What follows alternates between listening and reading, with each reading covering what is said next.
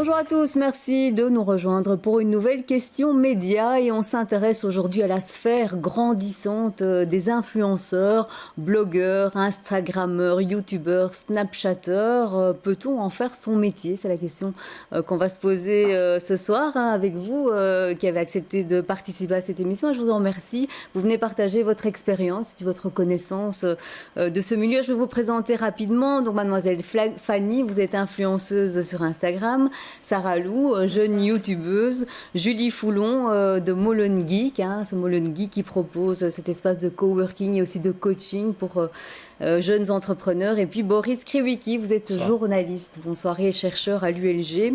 Alors je vais vous poser la première question, Boris. À partir de quand on peut considérer que quelqu'un qui est actif sur les réseaux sociaux est un influenceur ? Alors, certains vont répondre avec des chiffres. Moi, je préfère répondre avec une activité. Et moi, je définirais l'activité d'influenceur par un partenariat avec des marques, tout simplement. On l'entend dans le terme. Il s'agit d'influencer, donc d'avoir un public et de le guider vers des nouveaux produits, des nouvelles activités, etc. Ça peut être très varié. Donc le terme d'influenceur est lié aux marques. On pourrait être influenceur au niveau des idées, par exemple, mais on n'utilise pas ce terme-là. On l'utilise plus souvent, effectivement, quand il s'agit d'un partenariat commercial. Maintenant, c'est vrai qu'il y a toute une série d'influenceurs qui vont plutôt partager des idées politiques, essayer de recadrer leur public, de les interpeller, etc. Alors, justement, Fanny, vous êtes connue comme Mademoiselle Fanny sur Instagram. Vous vous considérez comme une influenceuse. Vous avez 25 000 abonnés, quasiment. Presque, oui. C'est difficile de dire si je me considère comme telle. En tout cas, je sais que j'ai une communauté qui me suit et j'y fais attention, ça c'est sûr.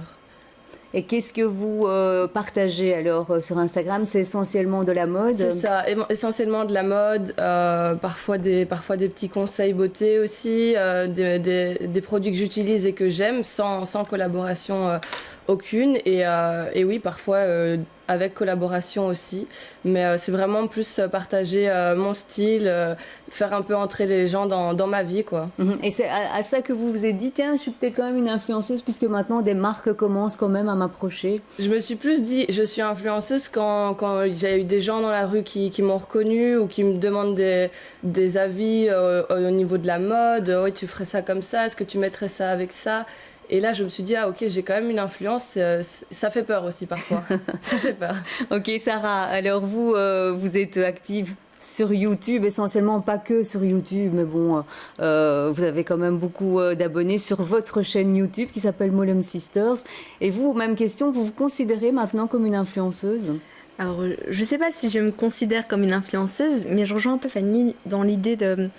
Quand on voit qu'on propose, par exemple, je vais manger dans un resto le soir et qu'on voit sur Snapchat une centaine de personnes qui ont pris l'adresse pour s'y rendre, c'est que quelque part ma communauté me fait confiance et me donne de la crédibilité sur ce que je propose et sur mes goûts, mes avis, etc.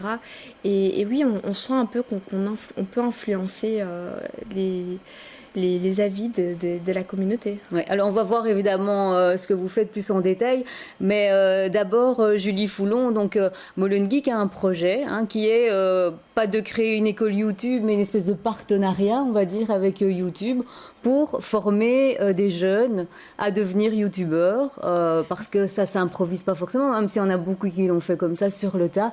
C'est quelque chose qui se professionnalise en fait. Mais tout à fait. Donc c'est vrai qu'on a commencé à Molenbeek avec Molon Geek et puis on a décidé d'ouvrir une nouvelle antenne à Schaerbeek. Alors ça va pas forcément s'appeler Schaergeek, mais bon, on est en train de travailler sur le nom. Mais c'est vrai qu'on s'aperçoit que les jeunes en particulier sont hyper consommateurs de contenu sur smartphone, sur la toile, et que en fait finalement c'était un peu un moyen de les intégrer dans ce monde d'opportunités que sont les nouvelles technologies au travers de la création de contenus originaux et notamment les vidéos. Ouais. Et c'est vrai que pour ce projet-là, il y a YouTube qui nous soutient.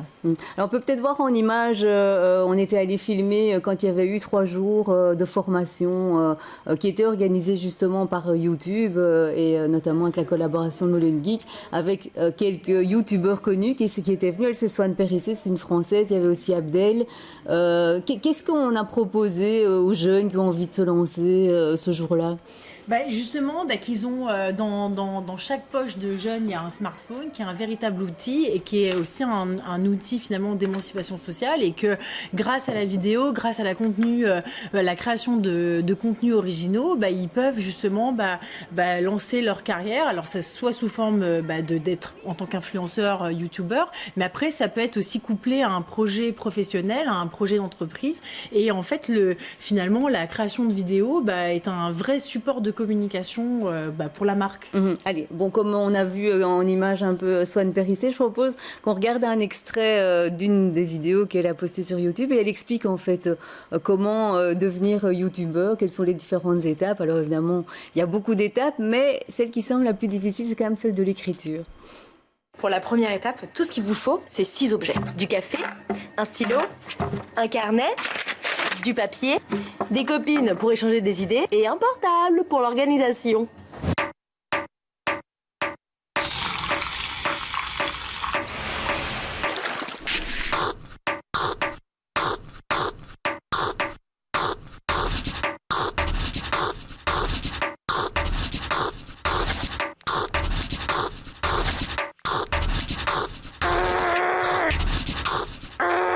Je vous vois réagir, notamment toutes les deux. C'est un peu du connu, ça, se dire, bon, qu'est-ce que je vais raconter, comment je vais le faire? Oui, c'est clair qu'à un moment donné, moi, je fonctionne comme ça, je planifie mes sujets. Donc, j'ai un calendrier du mois de février où j'ai 2 fois par semaine des sujets que je vais aborder.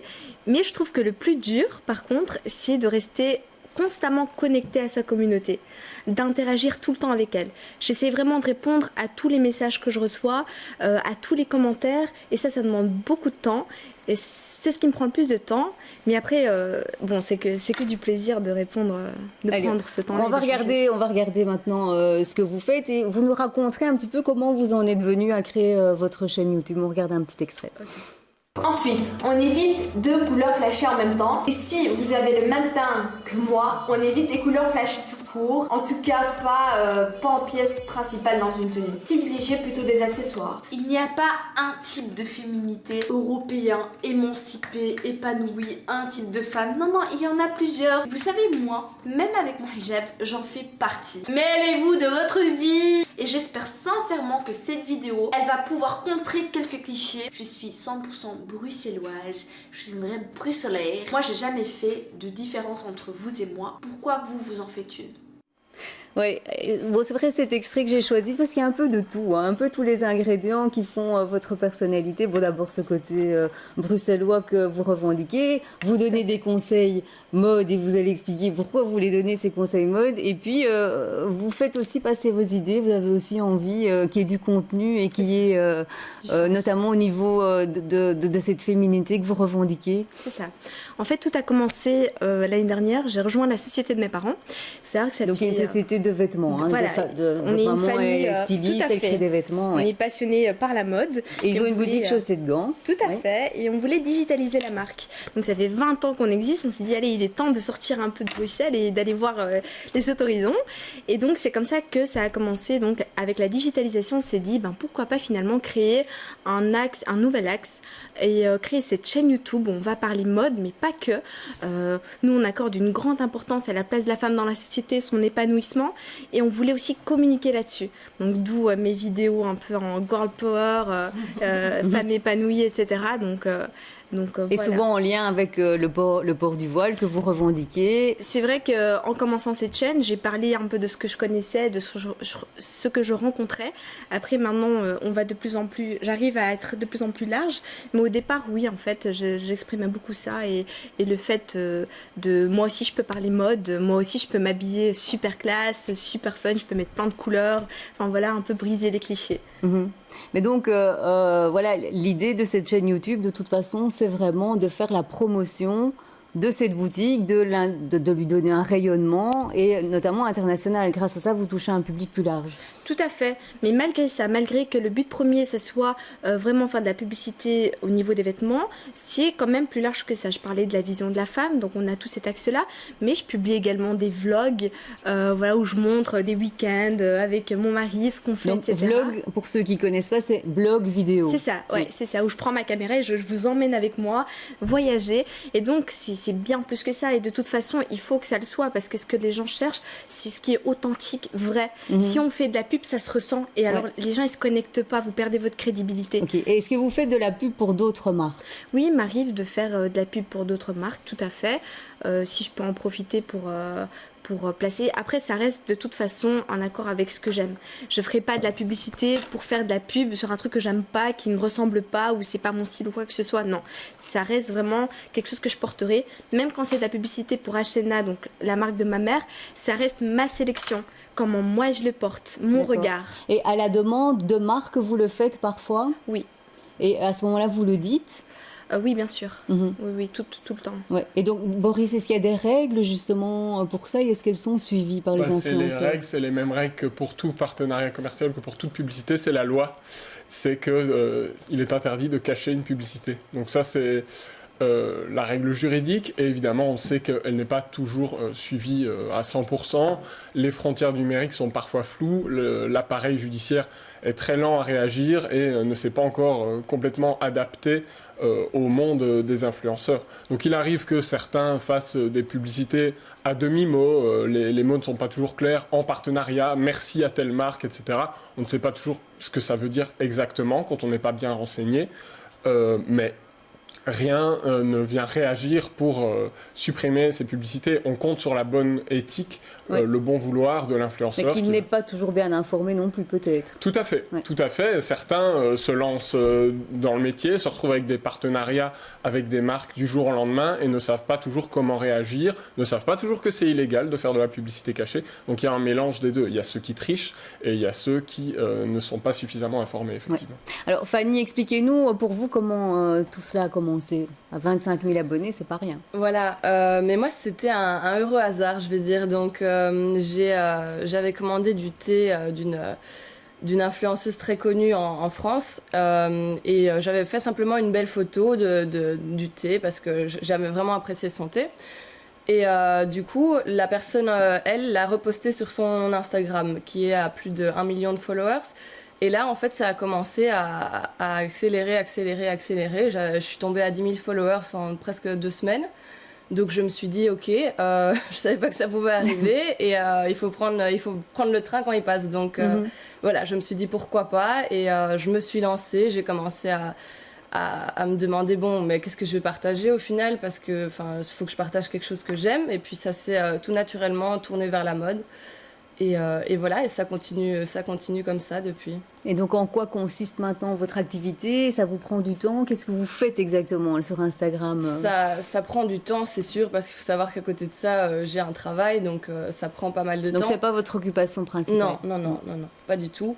Ça prend du temps déjà de prendre les photos, de trouver les looks qu'on a envie de poster. Il faut trouver le temps. Et puis en plus en Belgique, la luminosité, voilà, c'est pas toujours ça. Donc rien que les photos, ça peut prendre jusqu'à parfois 5 heures, les retouches, etc. Et puis après, poster le contenu, les retoucher aussi, ça prend pas mal de temps. Répondre aux mails, répondre aussi à ma communauté. Mais oui, parce que là, il faut, il y a de la demande, quoi. Quand vous avez une communauté qui vous suit, ils espèrent recevoir des réponses ou des conseils. Et pour moi, il faut le faire. Pour moi, il faut répondre. Enfin, j'adore communiquer avec eux et ils le savent. Et j'adore être proche de ma communauté aussi. Et donc, parlons des marques. Alors justement, vous avez été approchée. Comment ça s'est passé? Oui, j'ai été approchée par pas mal de marques. Souvent, c'est par email. C'est pour ça qu'on met notre email sur Instagram aussi. Ça se passe qu'ils nous envoient un premier mail en disant voilà le concept, est-ce que vous seriez intéressé à travailler avec nous ou pas? Il y a pas mal de marques avec lesquelles j'ai pas voulu travailler parce que ça reflétait pas ce que j'étais, ça me plaisait pas forcément, donc je préfère dire non et être honnête à ce moment-là. Et il y a d'autres marques avec qui j'ai dit oui, avec qui ça s'est super bien passé, j'ai adoré et alors j'étais contente de le faire parce que ça rentrait vraiment dans ma personnalité. Et d'autres marques avec qui ça s'est un peu moins passé. Et là, j'ai dit, écoutez, je pense qu'on va arrêter le partenariat. Et j'ai fini par rien poster du tout sur Internet. Et qu'est-ce qu'on vous offre en échange? Comment on vous rétribue pour ça? Alors, souvent, ce sont simplement qu'on a les produits gratuits, ce qui est déjà pas mal du tout.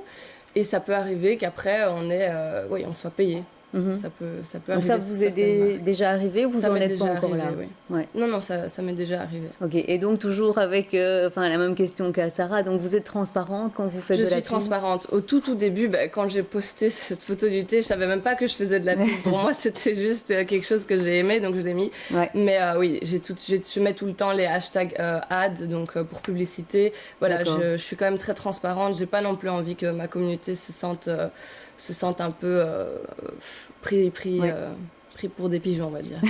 Alors, ce partenariat YouTube, justement, Julie Foulon, que Molengeek va faire, il y aura cet aspect-là au niveau de la formation, parce qu'il y a une formation technique dont on imagine qu'elle peut être importante ou mise à disposition de matériel, mais il y a tout le reste aussi. Oui, tout à fait, parce que finalement, le métier du digital, c'est aussi ça, c'est aussi tous ces métiers de YouTubeurs et d'influenceurs. Donc, c'est la création de contenu, ce qu'on appelle aussi le copywriting, pour aussi créer des contenus originaux par écrit. Il y aura des formations de montage de vidéos, utilisation de smartphones pour faire des films. Il n'y aura pas forcément un studio avec des caméras, des choses comme ça, mais on va plutôt utiliser vraiment toutes les techniques liées avec les ordinateurs, tout ce qu'on peut faire avec les ordinateurs. Donc on va même aller jusqu'à la post-production de films, puisque en Belgique, on le sait, il y a la tax shelter, et il y a énormément de post-production qui se fait, et il y a malheureusement pas assez de compétences techniques. Donc du coup, là encore, on utilise vraiment ce canal vidéo, new media, pour attirer des jeunes dans le secteur, parce que c'est souvent porteur et les jeunes aiment bien, et puis on les forme pour avoir des métiers hyper intéressants. Ouais, donc de là où les gens faisaient ça dans leur chambre, juste en loisir, ça devient une vraie profession. Et vous avez le sentiment qu'il y a des débouchés, j'ai envie de dire, pour ce genre de profession? Tout à fait, on le voit bien. Il y a de plus en plus de contenu vidéo. On le voit, on a même vu récemment des avocats se mettre à faire des vidéos YouTube de conseils juridiques. Donc finalement, il y a vraiment une tendance où on est de moins en moins dans l'écriture, j'ai envie de dire, mais plutôt dans des contenus vidéo. Ouais. Mais là justement, en fait, Boris, on voit que quand on parle d'être éventuellement rétribué en étant actif comme ça sur les réseaux sociaux, il peut y avoir aussi un autre but qui est de simplement avoir une visibilité pour le métier qu'on fait. C'est un peu le cas là pour la boutique de vos parents. L'avocate, il y a effectivement une avocate bruxelloise qui fait ça. Elle fait pas ça pour gagner de l'argent, mais pour se faire connaître en tant qu'avocate. Il y en a beaucoup qui font ça. Tout à fait. On parle souvent des dangers des réseaux sociaux. On a tendance un peu à les diaboliser. Ils peuvent aussi être utilisés pour valoriser son travail ou une pensée originale. Tout à fait. On peut faire de la musique et la publier sur SoundCloud. On peut faire des courts-métrages qui ne vont pas nous rapporter d'argent, mais qui vont être postés sur YouTube, sur Vimeo, etc.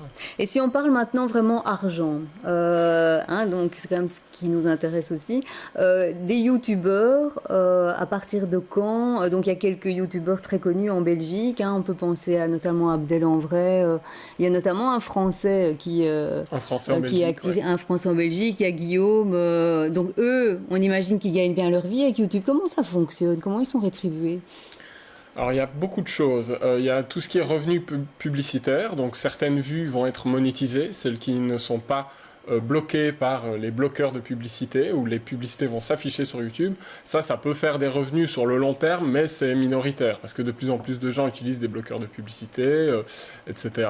Et ça, c'est très variable en fonction des mois. Par exemple, au mois de décembre, où les gens sont prompts à acheter des cadeaux, les revenus publicitaires vont parfois tripler par rapport à janvier.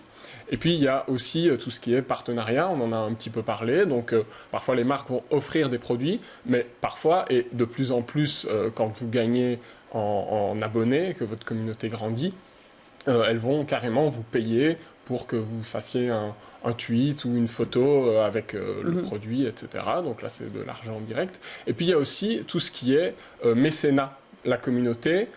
Et ça, c'est souvent les vidéastes qui refusent de faire des partenariats avec des marques pour des raisons qui leur appartiennent.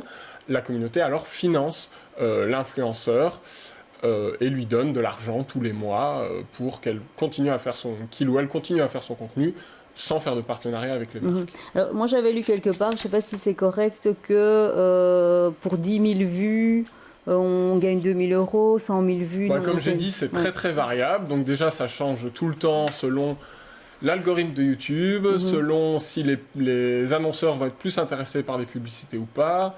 De plus en plus, ça se négocie au cas par cas, en fait. Donc il faut faire très très attention avec tous les chiffres qu'on peut avoir. Le mieux qu'on puisse faire, et ça prend beaucoup de temps, c'est d'investiguer vraiment auprès des influenceurs, de ceux qui veulent bien communiquer sur leurs chiffres pour donner un ordre d'idée. Et c'est la seule façon de faire, ça ne sera valable que pour cet influenceur-là en question. Ouais, et vous avez une idée, par exemple, du nombre d'influenceurs en Belgique dont on peut dire qu'ils vivent réellement de cette activité? En Belgique, très peu. Qui font vraiment ça à temps plein, très peu. Ouais. Honnêtement, les cas auxquels je pense sont des personnes qui continuent à faire des études, par exemple, sur le côté pour s'assurer. On sait que le métier d'influenceur, pour l'instant, il y a tout à fait moyen de bien gagner sa vie avec ça, mais c'est peut-être une bulle qui est un petit peu passagère. Et donc, la plupart du temps, ce sont des personnes raisonnées qui savent que peut-être que ça va s'arrêter un jour et qui préparent aussi leur avenir en continuant une faible activité professionnelle sur le côté ou en poursuivant leurs études, etc. Ouais, sur cet effet de mode, justement, Julie Foulon, c'est possible que ça ne dure pas, ou alors en tout cas que pour la personne qui le fait, ça va durer quelques années et puis on va passer à quelqu'un d'autre parce qu'on va s'en lasser. C'est possible, hein. C'est vrai qu'il y a des tendances, hein, mais bon, c'est vrai que je sais pas vraiment trop quoi dire. Mais en tout cas, je pense qu'en tant que youtubeur, il y a un tel investissement en termes de travail que c'est jamais perdu, notamment dans la production vidéo, la rédaction de scénarios, c'est en termes de travail et d'investissement, c'est extrêmement riche. Donc, c'est jamais perdu pour la personne qui s'investit complètement, quoi. C'est que de l'expérience. Ouais. Et il y a des ingrédients qui fonctionnent, pour être un bon youtubeur. Enfin, il y a l'humour, déjà. C'est important, ça. Il y a d'autres choses. Oui, la personnalité. On le voit, il y a des youtubeuses, par exemple, qui n'ont pas du tout, qui ne font presque aucun travail de montage, ni de retouche, ni rien. Elles publient vraiment des vidéos brutes comme ça, mais leur personnalité fait la différence. Ouais. C'est pas donné à tout le monde. Il faut quand même un certain talent d'être face caméra et à la fois de comédien. Alors on a vu des personnes très très introverties, qui n'étaient pas du tout sociales ni rien, relever plein de défis sur YouTube. Le fait justement d'être face à sa caméra, on réalise pas qu'il y a 1000, 2000, 20 000 personnes qui vont nous regarder. Et moi j'ai l'impression en tout cas de ce que j'ai vu qu'il y a des youtubeurs comme ça qui ont osé être publics alors qu'à la base ils étaient super introvertis.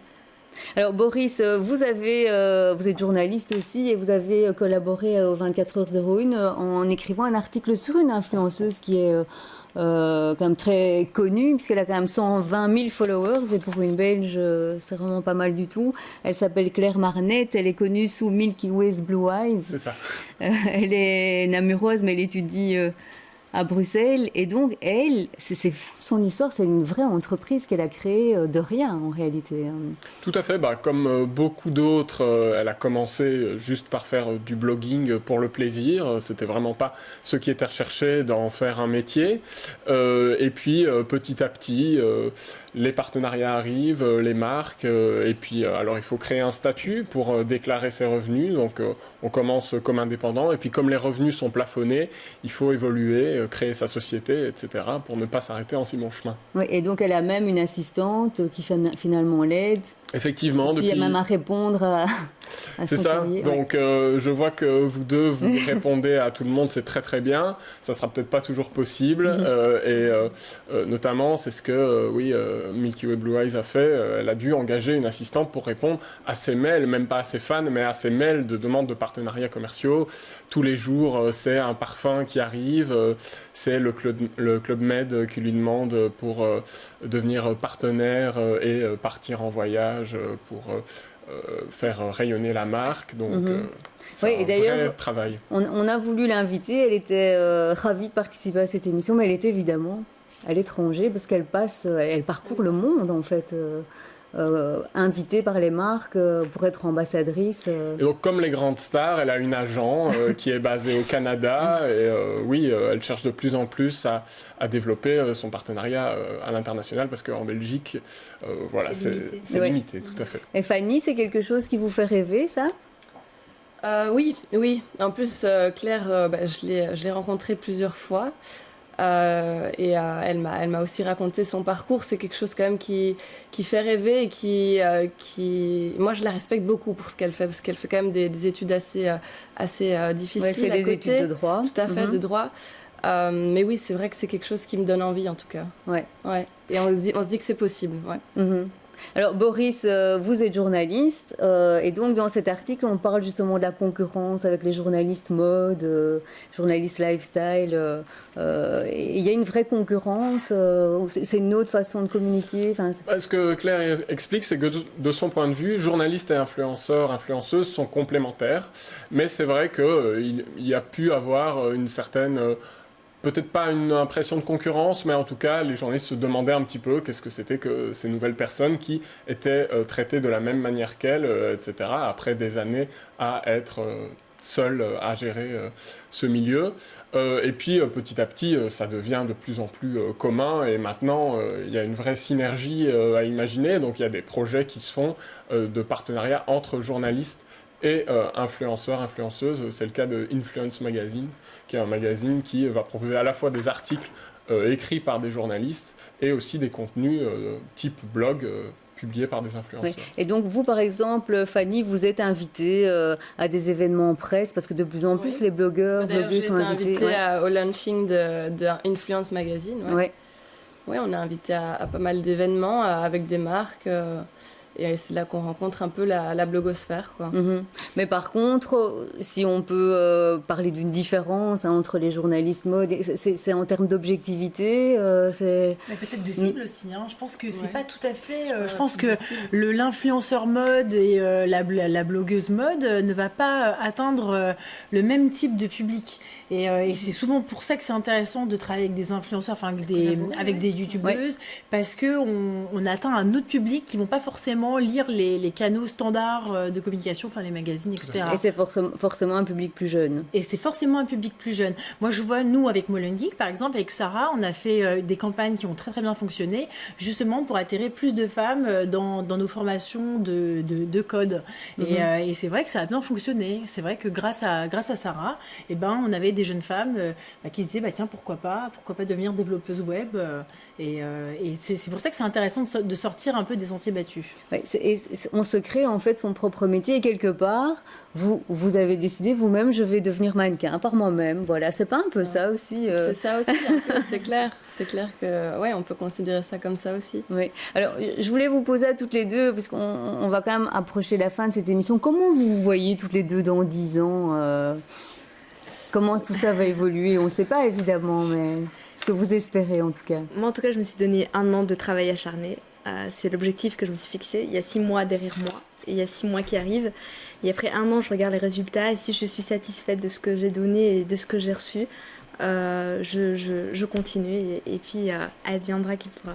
Continuer l'aventure jusqu'à ce qu'elle peut-être déboucher sur... ça peut déboucher sur plein de choses. Peut-être qu'on ira finalement à l'international, peut-être qu'on fera des fashion week un peu partout et que ça prendra, on l'espère en tout cas. Oui. Et vous, Fanny?